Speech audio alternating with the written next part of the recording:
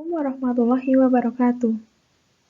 Pada kesempatan kali ini, kami dari kelompok 3 kelas B20 akan memaparkan hasil diskusi dari kelompok kami mengenai monopoli market atau pasar monopoli. Sebelumnya, izinkanlah saya untuk memperkenalkan anggota dari kelompok 3. Adapun anggota dari kelompok 3 antara lain, yang pertama, Sofi Alifah Nuraini dengan NIM 061, yang kedua, Irmawati dengan NIM 063, yang ketiga, Muhammad Habib Saifullah dengan NIM 064, yang keempat, Putri Rizkita dengan NIM 079, dan yang terakhir, Luki Setiawan dengan NIM 001.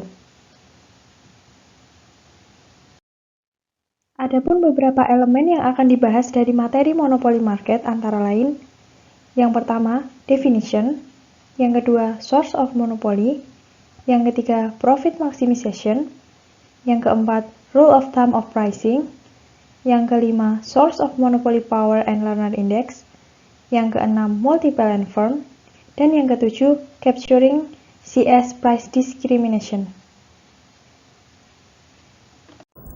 Materi pertama yaitu definition. Definisi pasar monopoli. Menurut Gregory Mankiw, monopoli adalah perusahaan yang menjadi satu-satunya penjual atas suatu produk yang tidak memiliki pengganti. Sedangkan menurut Sadono Sukirno, monopoli adalah suatu bentuk pasar di mana hanya terdapat satu perusahaan saja, dan perusahaan ini menghasilkan barang yang tidak mempunyai barang pengganti yang sangat dekat. Dari kedua pendapat tersebut, dapat disimpulkan bahwa monopoli adalah struktur atau bentuk pasar yang hanya memiliki satu penjual atau produsen dengan banyak pembeli. Pasar monopoli ini menjual produk unik, dan dalam pasar monopoli ini, penjual tidak mempunyai pesaing, karena hanya terdapat satu penjual dan tanpa adanya substitusi atau barang pengganti yang mendekati. Agar lebih memahami tentang pasar monopoli, yang selanjutnya akan kita bahas yaitu karakteristik pasar monopoli. Karakteristik yang pertama yaitu terdapat satu orang penjual dengan banyak pembeli di pasar. Karena sifatnya ini, pembeli tidak dapat beralih ke penjual lain meskipun merasa dirugikan dengan harga yang telah ditetapkan. Karakteristik yang kedua yaitu tidak memiliki barang pengganti atau substitusi. Barang pengganti tidak dapat disediakan oleh pihak lain selain penjual yang ada di pasar tersebut, sehingga konsumen tidak memiliki produk alternatif untuk dibeli. Karakteristik yang ketiga yaitu terdapat hambatan dalam memasuki pasar bagi perusahaan baru. Hambatan yang ada dapat berupa undang-undang, teknologi mutakhir yang dimiliki, modal yang sangat besar, dan lainnya. Akibatnya, ancaman dari pendatang baru sangat rendah. Karakteristik yang keempat yaitu penjual atau produsen merupakan price taker dalam pasar ini. Penjual pada pasar monopoli dapat menentukan harga atas produk yang dijual sesuai keinginannya karena tidak tersedianya barang substitusi. Karakteristik yang kelima yaitu penjual atau produsen memiliki kekuatan untuk mendiskriminasi harga. Perusahaan dapat menetapkan harga berbeda ke konsumen berbeda untuk produk yang sama. Itu mungkin didasarkan pada harga reservasi pembeli, volume pembelian, atau aspek lainnya.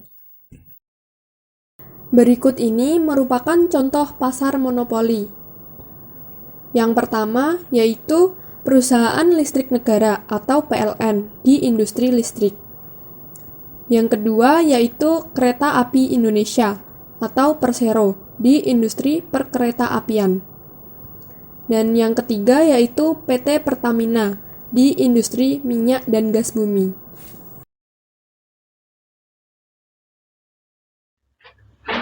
Di sini saya akan menjelaskan tentang alasan terjadinya monopoli.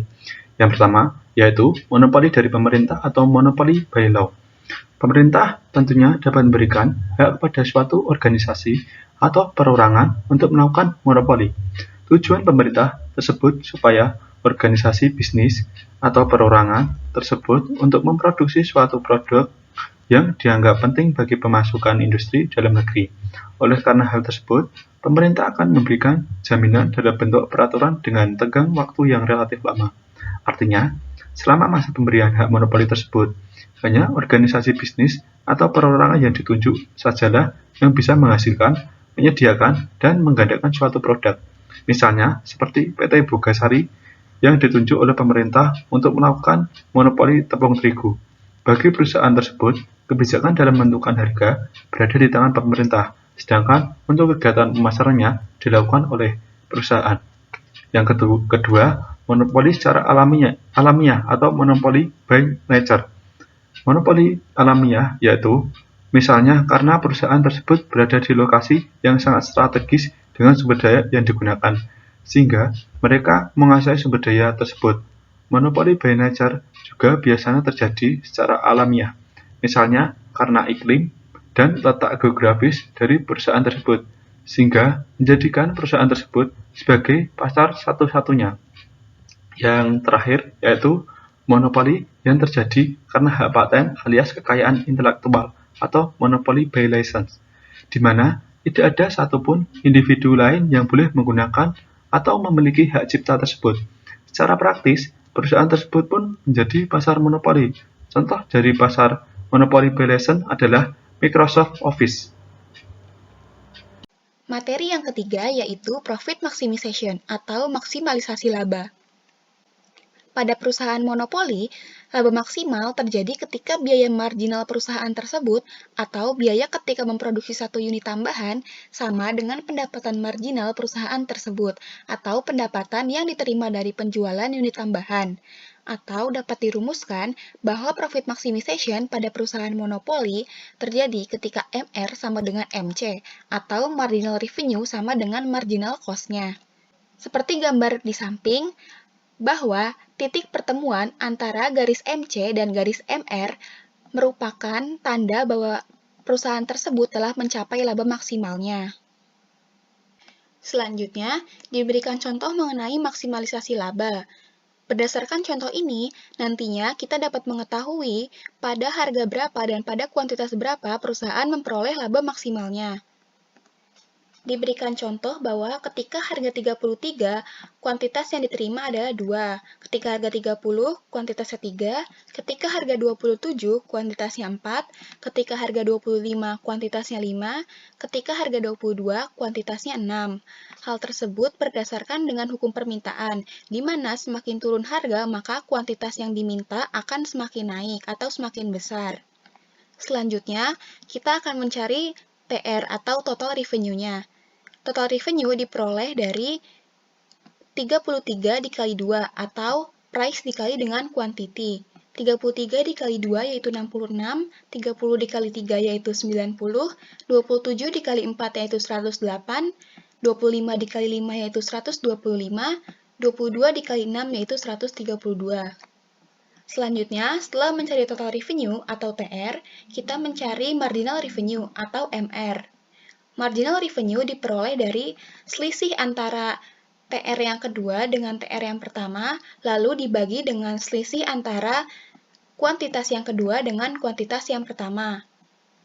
Namun dalam hal ini karena tidak ada kuantitas atau TR yang sebelumnya, maka baru bisa dihitung MR-nya ketika TR-nya 90, yaitu 90 dikurangi 66, 24, dibagi dengan selisih antara kuantitas yang kedua dengan kuantitas yang pertama. Karena selisihnya 1, maka pembagiannya tidak usah dilakukan.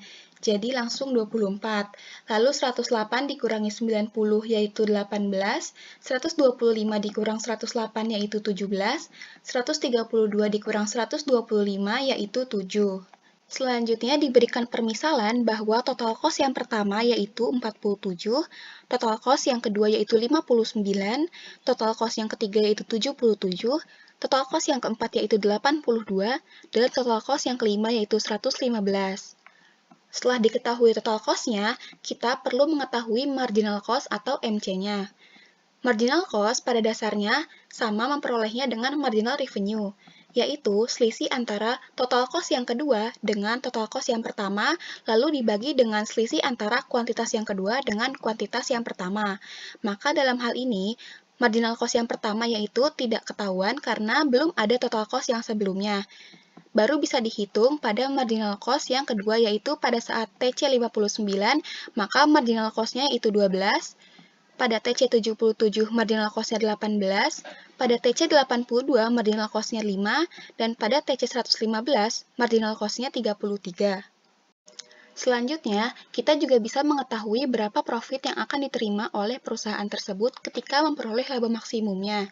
Profit diperoleh dengan rumus TR dikurangi dengan TC. Yang pertama yaitu 66 dikurangi dengan 47, yaitu 19. 90 dikurangi 59 sama dengan 31. 108 dikurangi dengan 77 sama dengan 90. 125 dikurangi 82 sama dengan 43. Dan 132 dikurangi dengan 115 sama dengan 17. Berdasarkan hasil yang telah kita hitung tadi, maka dapat disimpulkan bahwa perusahaan tersebut akan memperoleh laba maksimalnya ketika perusahaan tersebut berada pada kuantitas 4 dan harga 27, di mana MR dan MC-nya berjumlah sama, yaitu 18. Dan hal tersebut dapat dituangkan pada kurva di samping. Baik, yang selanjutnya yang keempat yaitu Rule of Thumb Pricing. Rule of Thumb Pricing adalah suatu aturan praktis yang berisikan prinsip-prinsip dengan aplikasi yang luas, yang tidak dimaksudkan untuk secara ketat dan akurat, atau dapat diandalkan untuk setiap kondisi. Rule of Thumb Pricing merupakan prosedur atau informasi yang mudah dipelajari dan mudah diterapkan untuk sekedar menghitung atau mengingat beberapa nilai mengenai harga. Metode Rule of Thumb Pricing paling umum dikenal dengan cara markup pricing. Cara ini lebih dikenal dengan cara gampangan, karena cara menetapkan dan mengubah harga lebih sederhana. Cara yang sering digunakan adalah markup pricing. Dikenal dengan cost plus pricing, yaitu penentuan harga melalui penambahan suatu persentase tertentu terhadap biaya langsung. Biasanya, perusahaan menentukan besarnya markup yang terbaik dengan cara yang pertama, mencoba-coba atau trial and error. Yang kedua, dengan memakai tingkat markup yang sama dengan pesaing. Yang ketiga, menentukan markup sehingga tingkat harga sesuai dengan yang ditetapkan pemimpin harga. Markup pricing juga berfungsi sebagai suatu alat koordinasi. Kemudian, yang kelima yaitu Source of Monopoly Power and Lerner Index.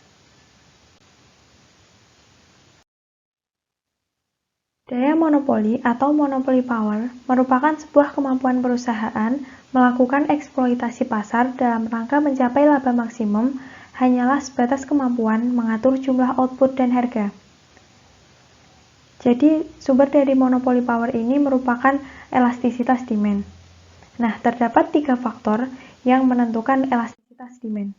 Antara lain, yang pertama, the elasticity of market demand, atau elastisitas permintaan pasar. Nah, apabila demand atau permintaan di pasar semakin elastis, maka mereka akan membatasi monopoly power. Nah, semakin elastis, maka monopoly power semakin rendah.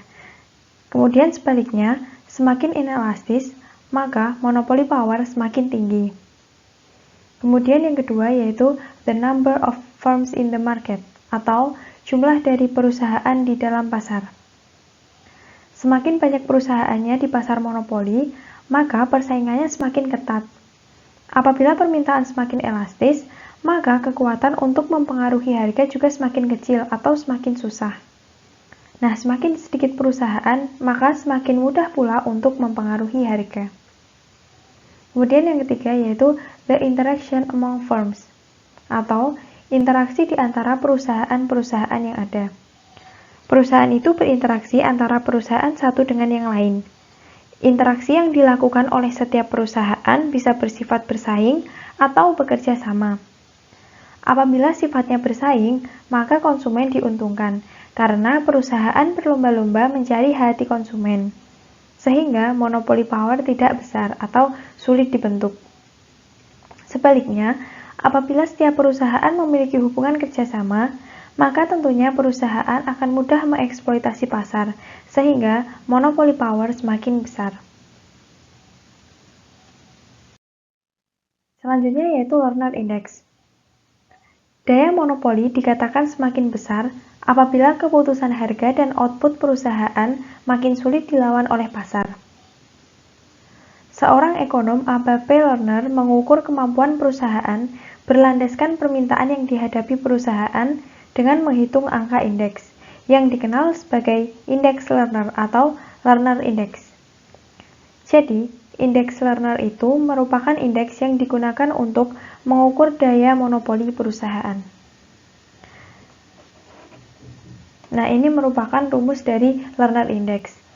Adapun L merupakan indeks Lerner, P merupakan harga output, dan MC merupakan marginal cost. Harga pada pasar monopoli akan lebih tinggi daripada MC atau seperti tanda ini. P lebih besar daripada MC. Kemudian, nilai L mendekati 1, maka daya monopoli semakin besar. Kemudian, daya monopoli dikatakan semakin besar apabila keputusan harga atau P dan output atau Q makin sulit dilawan oleh pasar. Nah, ini nanti apabila P min MC ini selisihnya besar, maka otomatis lebih mudah untuk mengeksploitasi pasar. Apabila selisihnya itu kecil, maka semakin susah untuk mengeksploitasi pasar.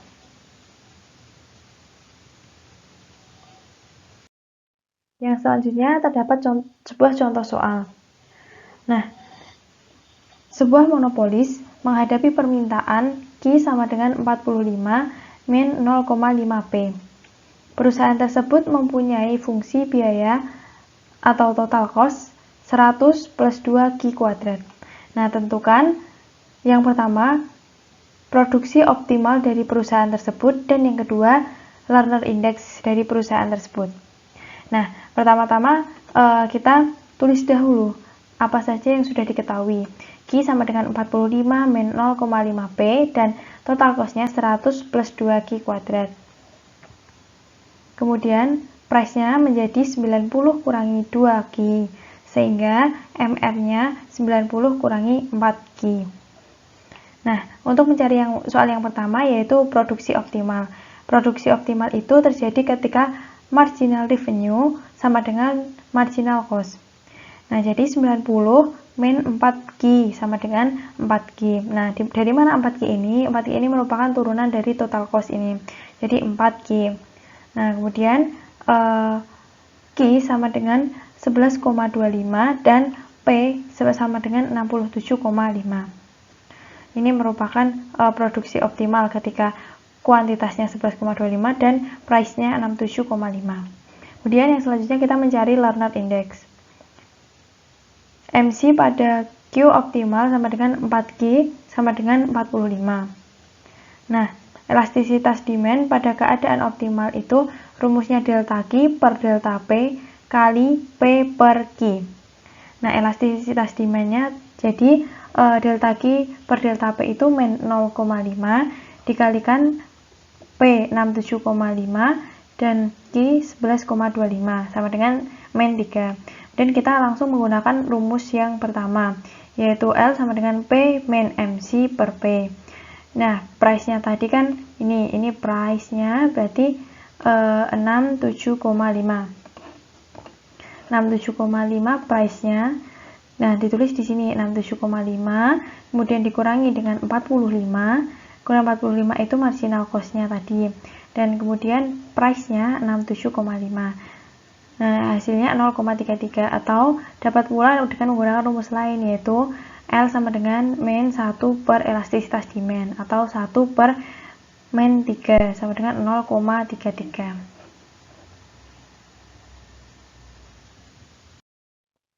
Materi yang keenam yaitu the multi-plan firm.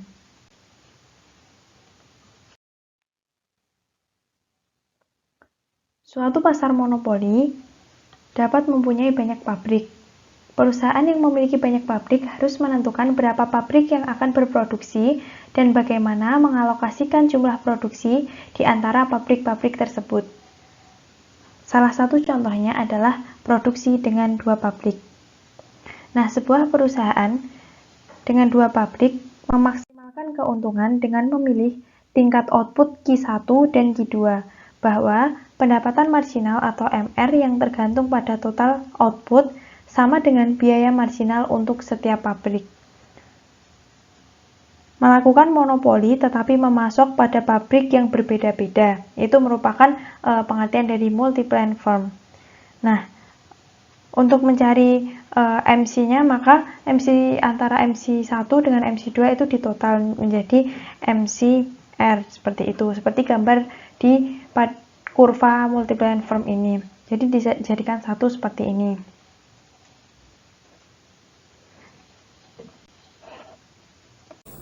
Baiklah, materi yang ketujuh yaitu Capturing CS Price Discrimination. Berikut ini merupakan konsep diskriminasi harga.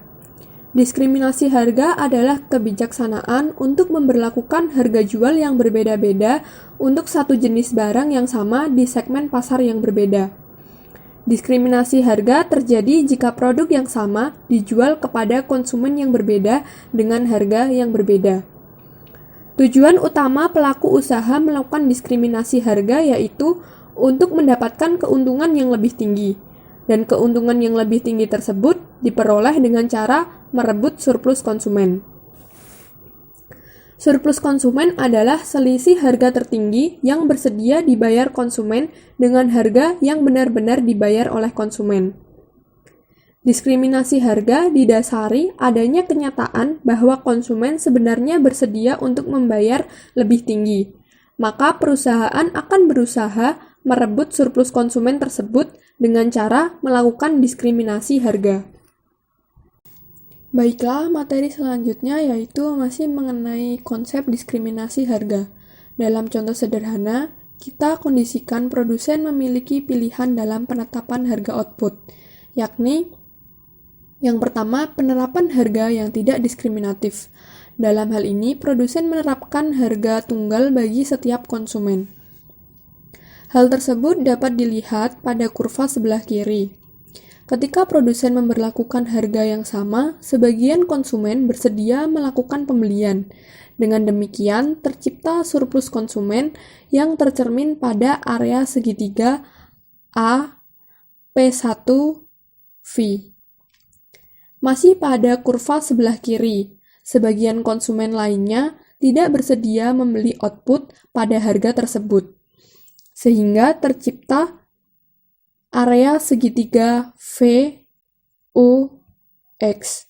Adapun profit yang diterima produsen atau surplus produsen adalah sebesar area segi 4 P1, B, U, V. Yang kedua yaitu penerapan diskriminasi harga, di mana produsen menentukan harga yang berbeda untuk setiap konsumen.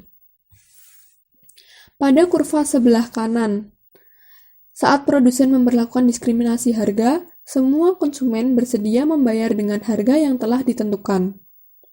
Sehingga seluruh area surplus atau segitiga A, B, X merupakan profit bagi produsen. Perlu diingat bahwa dalam realita, diskriminasi harga tidaklah sesempurna seperti pada kasus di atas. Kasus tersebut hanya menunjukkan bahwa diskriminasi harga berpengaruh terhadap peningkatan laba produsen di pasar monopoli. Selanjutnya, saya akan menjelaskan tentang syarat-syarat diskriminasi harga. Yang pertama, yaitu barang tidak dapat dipindahkan dari satu pasar ke pasar lain. Artinya, sekiranya terdapat kemungkinan barang dapat dibawa dari pasar yang lebih murah ke pasar yang lebih mahal, maka kebijakan diskriminasi harga tidak akan efektif. Barang dari pasar yang lebih murah akan dijual lagi ke pasar yang lebih mahal, dan perusahaan tidak dapat menjual lagi barang yang disediakan untuk pasar tersebut. Yang kedua, sifat barang atau jasa itu memungkinkan dilakukan diskriminasi harga. Barang atau jasa tertentu dapat dengan mudah dijual dengan harga yang berbeda. Barang semacam itu biasanya berbentuk jasa perseorangan, seperti jasa seorang dokter, ahli hukum, dan sebagainya. Mereka dapat menetapkan tarif berdasarkan pada kemampuan langganan untuk membayar. Orang kaya dikenakan tarif yang tinggi, sebaliknya orang miskin diberi diskon. Dan ketiga, sifat permintaan dan elastisitas permintaan di masing-masing pasar haruslah sangat berbeda. Kalau permintaan dan elastisitas permintaan memiliki kesamaan di masing-masing pasar, maka keuntungan tidak akan diperoleh dari kebijakan tersebut.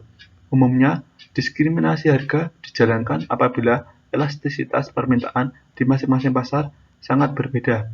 Apabila permintaan tidak elastis, harga akan ditetapkan pada tingkat yang relatif tinggi, sedangkan di pasar yang permintaannya lebih elastis, harga ditetapkan pada tingkat yang rendah. Dengan cara ini, penjualan dapat diperbanyak dan keuntungan dapat dimaksimumkan. Yang keempat, kebijakan diskriminasi harga tidak memerlukan biaya yang melebihi tambahan keuntungan yang diperoleh tersebut. Ada kalanya, sebelum melaksanakan kebijakan diskriminasi harga, perusahaan harus mengeluarkan biaya terlebih dahulu. Apabila kebijakan tersebut dilakukan di dua daerah yang berbeda, maka biaya untuk mengangkut barang harus dikeluarkan. Sekiranya dilakukan di daerah yang sama, biaya yang dikeluarkan mungkin dalam bentuk iklan. Apabila biaya yang dikeluarkan melebihi pertambahan keuntungan yang diperoleh dari diskriminasi harga, maka tidak ada manfaatnya untuk menjalankan kebijakan tersebut. Yang terakhir, produsen dapat mengeksploiter beberapa sikap tidak rasional konsumen. Maksudnya, pada poin ini kita dapat mempermisalkan bahwa produsen menjual barang yang sama, tapi bungkus, merek, dan kampanye iklan yang berbeda. Dengan cara ini, produsen dapat menjual barang yang dikatakannya bermutu tinggi kepada konsumen. Cara lain adalah menjual barang yang sama, tapi dengan harga yang berbeda pada daerah pertokoan yang berbeda. Di daerah pertokoan orang kaya, harganya ditetapkan lebih mahal daripada di daerah pertokoan orang miskin. Jenis diskriminasi harga. Model dari monopoli yang pertama yaitu harga yang sama untuk setiap produk. Yang kedua, harga yang sama untuk setiap konsumen. Di dalam monopoli bisa merubah salah satu model dasar atau kedua hal tersebut yang mana disebutkan sebagai diskriminasi harga. Jenis diskriminasi harga yang pertama yaitu Verstijel atau harga yang berbeda untuk setiap unit dan konsumen, produk dan konsumennya. Diskriminasi harga derajat 1 dilakukan dengan cara menerapkan harga yang berbeda-beda untuk setiap konsumen berdasarkan reservation price atau willingness to pay. Masing-masing konsumen dibedakan pada kemampuan daya beli masing-masing konsumen. Contoh, seorang dokter memberlakukan tarif konsultasi yang berbeda-beda pada setiap pasiennya. Diskriminasi harga derajat 1 juga dijelaskan ke dalam grafik yang tersaji di samping berikut. Pada gambar berikut menjelaskan tentang grafik diskriminasi harga derajat 1. Pada grafik tersebut terdapat hubungan antara P harga dan key output yang dimisalkan harga terdapat P1, P2, dan P3 dan output terdapat Q1, Q2, dan Q3. Pada grafik terlihat apabila P tinggi maka Q rendah. Hal ini apabila dikaitkan pada kemampuan daya beli konsumen, berarti apabila produsen menawarkan harga yang tinggi, maka terdapat sedikit konsumen yang akan membeli produk tersebut. Dan begitu juga sebaliknya, apabila produsen menawarkan harga yang rendah, maka terdapat banyak konsumen yang dapat membeli barang tersebut. Jadi, dalam hal ini perusahaan harus mengetahui kemampuan daya beli pada masing-masing konsumen. Diskriminasi harga derajat 1 dapat merugikan konsumen karena terdapat surplus konsumen yang diterima oleh produsen. Biaya yang harusnya diterima oleh konsumen namun menjadi milik konsumen. Diskriminasi harga derajat 1 juga disebut perfect price discrimination karena memperoleh surplus konsumen paling besar. Second digit. Diskriminasi harga derajat 2 dilakukan dengan cara menerapkan harga yang berbeda-beda pada jumlah batch atau lot produk yang dijual. Diskriminasi harga ini dilakukan karena perusahaan tidak memiliki informasi mengenai reservation price konsumen. Contoh, perbedaan harga per unit pada pembelian grosir dan pembelian eceran. Pembelian yang membeli mie instan 1 bungkus dan 1 kardus akan berbeda harganya. Diskriminasi harga derajat 2 juga dijelaskan di dalam grafik yang tersaji di samping. Pada gambar Di samping dijelaskan bahwa diskriminasi harga derajat 2 pada grafik tersebut pelaku usaha menetapkan harga P1, P2, dan P3 berdasarkan jumlah konsumsi. Kebijakan ini dapat meningkatkan kesejahteraan konsumen karena jumlah output bertambah dan harga jual semakin murah. Hal ini dikarenakan pelaku usaha menggunakan sistem perbedaan harga per unit pada pembelian grosir dan pembelian eceran. Harga eceran lebih tinggi daripada harga per pak, sehingga konsumen lebih baik membeli barang langsung per pak daripada membeli barang eceran. Diskriminasi derajat harga derajat 3. Diskriminasi harga derajat 3 dilakukan dengan cara menerapkan harga yang berbeda-beda untuk setiap kelompok konsumen berdasarkan reservation price masing-masing kelompok konsumen. Diskriminasi harga derajat 3 dilakukan karena perusahaan tidak mengetahui reservation price masing-masing konsumen, tapi mengetahui reservation price kelompok konsumen. Kelompok konsumen dapat dibedakan atas lokasi geografis maupun karakteristik konsumen seperti umur, jenis, kelamin, pekerjaan, dan lain-lain. Contoh, barang yang dijual di pedesaan dan di perkotaan akan berbeda harganya. Diskriminasi harga derajat 3 juga dijelaskan ke dalam grafik yang tersaji di bawah ini. Pada gambar di atas dijelaskan mengenai grafik diskriminasi harga derajat 3. Diskriminasi harga ditetapkan berdasarkan perbedaan elastisitas harga. Permintaan yang lebih elastisitas dikenakan harga yang lebih tinggi. Berikut ini merupakan contoh berita mengenai pasar monopoli. 3 perusahaan yang tergabung dalam Lion Air Group terbukti melakukan praktik diskriminasi terkait dengan kerjasama penjualan kapasitas kargo dalam jasa pengangkutan barang dari berbagai bandara. Solusi untuk masalah ini yaitu Majelis Komisi menghukum PT Lion Mentari, PT Batik Air Indonesia, dan PT Lion Express untuk masing-masing membayar denda sebesar 1 miliar rupiah. Untuk kedepannya, sebaiknya Komisi Pengawas Persaingan Usaha atau KPPU bisa memperketat pengawasan agar dapat meminimalisir adanya praktek dari monopoli itu sendiri. Selain itu, saat sebuah perusahaan terbukti melakukan praktek monopoli, KPPU harus giat memberikan peringatan atau bahkan memberikan vonis atau sanksi dan denda yang lebih berat kepada pihak yang terbukti melakukan monopoli, agar tidak terjadi kesalahan yang serupa. Sekian presentasi dari kelompok 3. Kurang lebihnya kami mohon maaf. Wassalamualaikum warahmatullahi wabarakatuh. Terima kasih.